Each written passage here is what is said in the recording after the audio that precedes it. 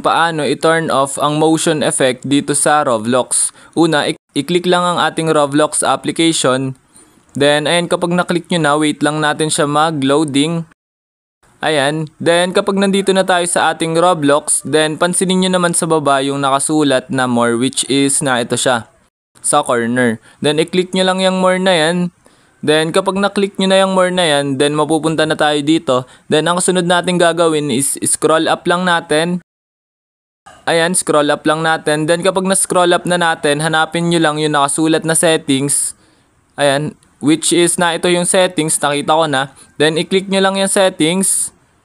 Ayan, then mapupunta na tayo dito sa settings. Then, ang gagawin nyo lang kapag nandito na tayo is hanapin nyo lang yung device preferences. Ayan, eto siya sa kababaan. Then, i-click nyo lang yung device preferences kapag nakita nyo na. Then, mapupunta na tayo dito. Then, ayan, kung mapapansin nyo, itong reduce motion, which is na ito siya. Ayan, kung mapapansin nyo, naka-blue siya.